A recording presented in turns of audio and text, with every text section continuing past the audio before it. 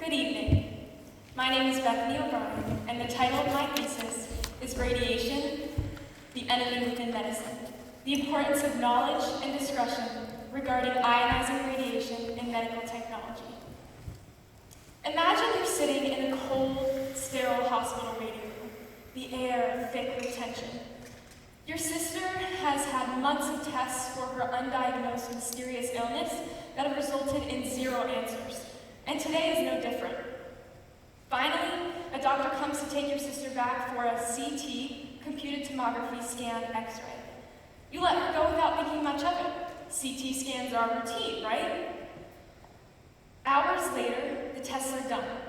But when you get home, your sister's holed up in her room, barely moving. A few hours later, she's vomiting uncontrollably and can barely stand on her own. An ambulance ride later, you're back in the same waiting room. Tension and distress building inside you. Finally, a nurse brings you to your sister and the news is worse than you could have imagined. The CT scan didn't just fail to help, it poisoned her. Radiation poisoning. The very scan meant to help her has left her in agony. And the original illness? Still a mystery. If only you'd known the dangers of radiation, maybe your sister would not be suffering like this now.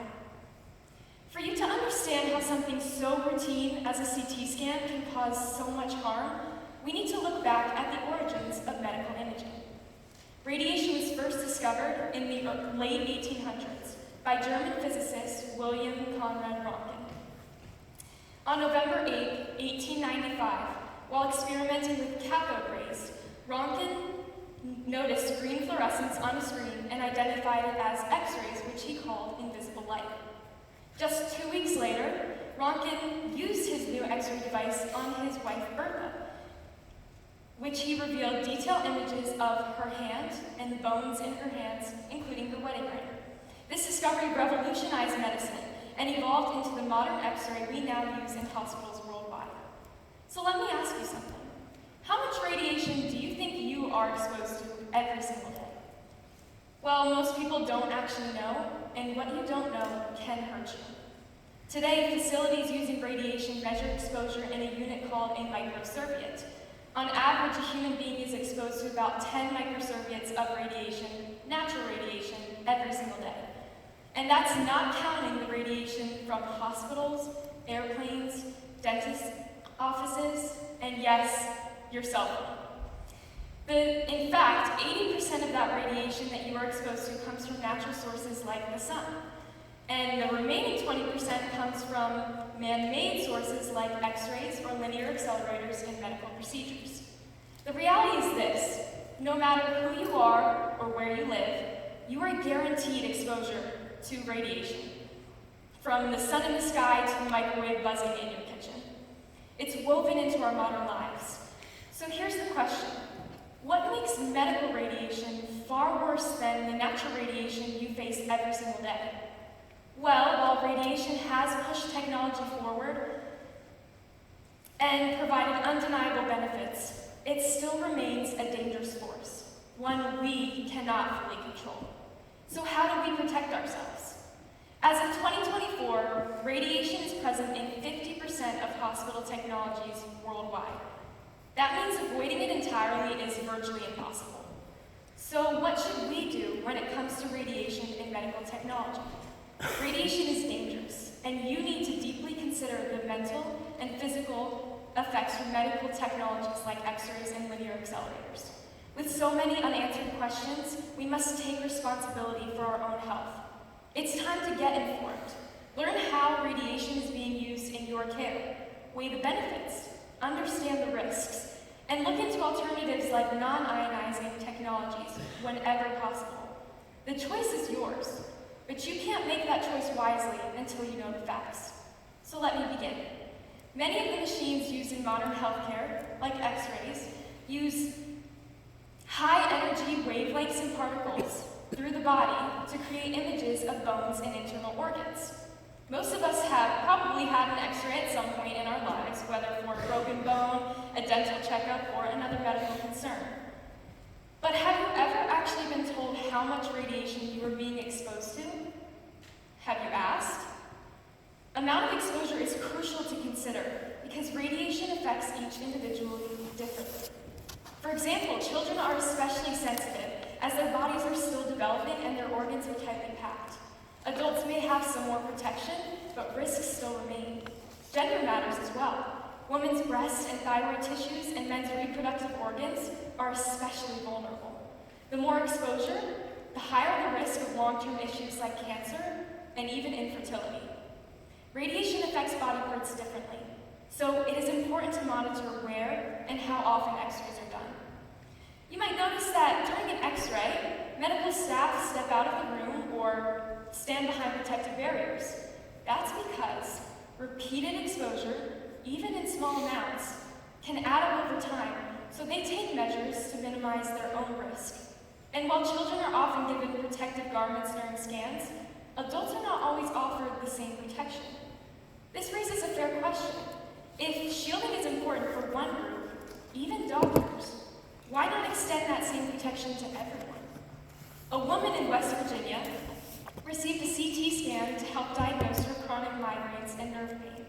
Unfortunately, after the procedure, she was left disfigured and partially disabled. During the scan, she said she felt as though heat were emerging from her head, and she began to lose her hair, and her face appeared to be burned. As a result, she suffered from memory loss and balance issues. A few months later, she learned that the radiologist assisting in her CT scan had actually overexposed her to a dangerously high level of radiation.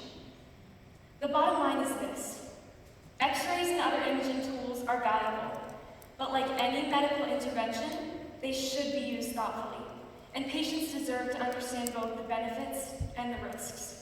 You should also consider safer alternatives, such as ultrasounds and MRIs. Ultrasounds use sound waves to create images of our organs and tissues. They are very safe, with nothing actually entering your body, and no radiation being involved. Instead, a tool glides over the skin with gel, showing a live image on the screen. MRIs also avoid radiation. Instead, they use magnets to produce detailed 3D images of the body. So before getting an X-ray, it's worth looking into alternatives, such as ultrasounds and MRIs, as better options. Radiation is commonly used in healthcare to target and destroy damaged cells. In particular, it's vital in treating cancer. Unlike healthy cells, cancer cells don't die off perfectly through the process called apoptosis. Instead, they multiply uncontrollably, spreading through the body like weeds in a garden. So what do doctors do to stop that spread? They use a device called a linear accelerator, or LINAC, which delivers high-energy radiation to kill cancerous cells. Think of it like precision weed removal. The goal is to clear out the harmful growth. But here's where things get complicated. While LINACs are designed to heal, they don't discriminate between cancerous and healthy tissue. In their effort to destroy harmful cells, they can also harm surrounding healthy tissues and DNA, creating a troubling contradiction. A tool meant to cure may also cause damage along the way. Patients often can face a range of side effects such as nausea, fatigue, hair loss, and skin reactions. Perhaps more concerning is what happens at the cellular level. The ionizing radiation from LINACs reaches deep into the body, and in the process, it can actually break apart your DNA. This damage interferes with the body's ability to carry out vital processes like cell division through mitosis, which allows for repair and growth. As a result, healthy cells can begin to die off, and over time, the body struggles to maintain itself. This physical transformation often leads to body image distress, social isolation, and even conflict in relationships. LINAC patients begin to feel unattractive, ashamed, or unworthy. They may look in the mirror and not even recognize the person staring back. And if that weren't enough, perhaps the most unsettling risk is this. Radiation therapy can actually lead to a second cancer, caused by the very treatment that was meant to save a life. It's a heartbreaking possibility, one that reminds us just how powerful and how complex radiation truly is. A 40-year-old patient received her 24th LINAC treatment for hip cancer therapy at the Ontario Cancer Foundation Clinic in Canada. Her treatment resulted in a machine malfunction stating that no radiation dose had been given to her. After 5 attempts of rebooting the machine, it still would not carry out the treatment, or so they thought. The patient complained of an electric tingling shock in her hip, and she was soon diagnosed with radiation overexposure and was hospitalized. 3 months later, she sadly passed away from the spread of cancer caused by the LINAC treatment. So while radiation therapy has its place in modern medicine and can offer real hope, we must also approach it with awareness, compassion, and a full understanding of the risks, because behind every treatment is a person, and they deserve to be informed, supported, and treated with care. Now, when someone we love is facing cancer, most of us would do anything to help them survive. In those instances, the cost doesn't matter. The only thing that does is if the treatment works. For many, radiotherapy machines like linear accelerators are seen as essential, even life-saving. These machines use controlled doses of ionizing radiation to target and destroy cancer cells, often leading to remission and possibly even a cure. The success rate of LINAC treatment stands at about 88%, which makes them seem highly reliable. So shouldn't we always seek LINAC therapy as the best treatment for cancer? Well, it's important to understand that every patient is different, and while many patients do survive, none escape side effects, not even the ones with the best outcomes. LINAC treatment typically lasts about 5 to 8 weeks, with side effects appearing at about the 2nd or 3rd week, and sometimes lasting for months or even becoming permanent. The treatment takes a serious toll, causing up to 80% of women to become infertile, and survivors have a 14% increased chance of developing a second cancer. The emotional impact is severe, with over 75% of patients experiencing depression, and 25% of them being clinically diagnosed. That's actually 3 times the rate of the general population. A major study by the SEER program looked at over 647,000 patients treated with radiotherapy, cancer patients. Within 10 years, 51,000 of those patients had developed a second cancer from the treatment that was meant to cure them. Yes, LINACs can and do save lives, but that doesn't mean they're always the best option. A newer and safer alternative to traditional LINAC radiation is proton beam therapy. Instead of scattering radiation through the body, it uses precise proton beams that stop right at the tumor. This means less damage to healthy tissue and fewer side effects. Proton therapy uses lower doses and is much gentler on the body. While it's still developing, proton beam therapy is a strong option, and you should highly consider it before making life-changing decisions. I want you to pause for a moment and think back to the beginning about that story about your sister who suffered from radiation poisoning. Now imagine, since you are more educated about radiation, would you have trusted the medical professionals so quickly, or weighed your risks and benefits? The truth is, most people don't fully understand the dangers of radiation in medical machines. We rely on doctors, especially during stressful times, and that can lead to emotional, impulsive decisions. But in moments of panic, what we don't know can hurt us, or the ones we love. That's why it's essential that we educate ourselves. As Christians, we're reminded in Genesis 1:27 that we are made in God's image, and Proverbs 1:7 calls us to grow in wisdom. That includes being wise about the tools that God has given us, like radiation. So here's what I'm urging you to do. Go home, do your research, ask yourself, would you expose yourself or your child to radiation if you didn't have to? Most of all, remember this. As believers, we know God is in control. Now, that doesn't mean that we ignore wisdom or put our health at an unnecessary risk. Our bodies are sacred. 1 Corinthians 6:19-20 says, our bodies are temples of the Holy Spirit. We are not our own, we are bought at a price. So we must honor God by protecting our bodies. Let's be responsible. Let's be informed. That's how we protect not only our health, but our witness as stewards of God's creation. And let's stand up for ourselves and our loved ones against the enemy within medicine, radiation. Thank you.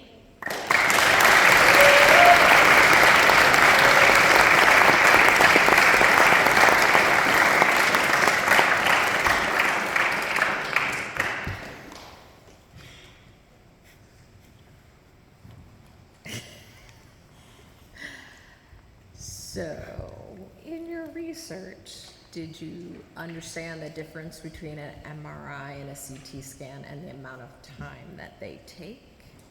Yes, so in my thesis, I do go into more detail about the specific machines.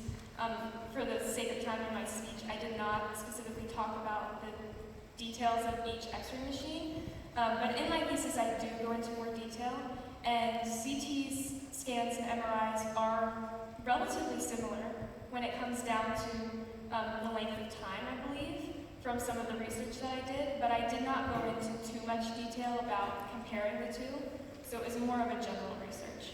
Okay, typically CTs are much quicker than an MRI, so for emergencies, Yeah. you would have to do that for a brain. Yeah.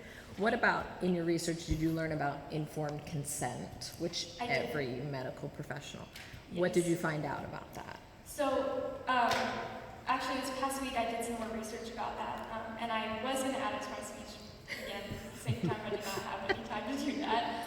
But I actually I looked up some, in New Jersey, some of what the informed consent sheets look like, and I was researching mostly to figure out whether or not they tell you how much radiation you are exposed to, or specifically go into detail about what the procedure is, and so that you can read it and understand all the details.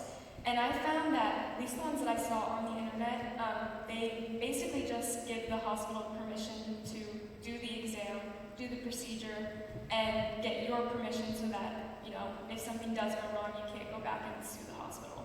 So that's the research I found. So typically informed consent means the physician has an ethical and legal responsibility to go over yes. what the consequences are if you don't get it, what the procedure is, what are the alternatives, and what are the benefits. So you're right, it's not always listed on yes. the paper, but all physicians are trained in New Jersey to do that. Is there a limit to what you would say is acceptable radiation or not based on your research?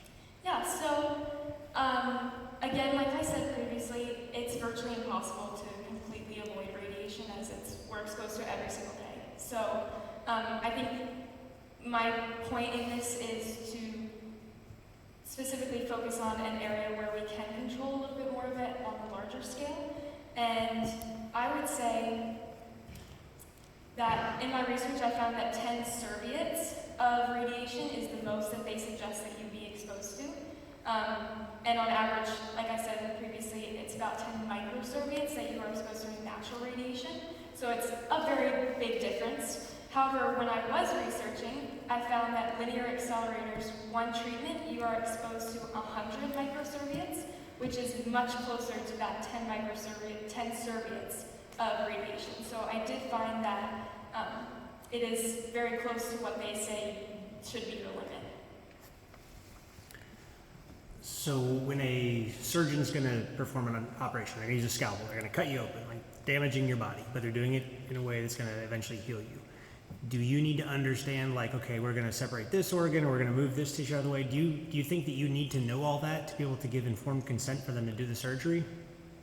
That's a good question. I think, again, it depends on the patient, and a lot of that, I believe, should be on our responsibility to be informed as well. I don't think necessarily all the details about, you know, where they're going to specifically make an incision or something is necessarily necessary for us to understand. However, I do think it's important for us to know what could happen and it may not happen, but just to really understand the risks of a procedure like something like this.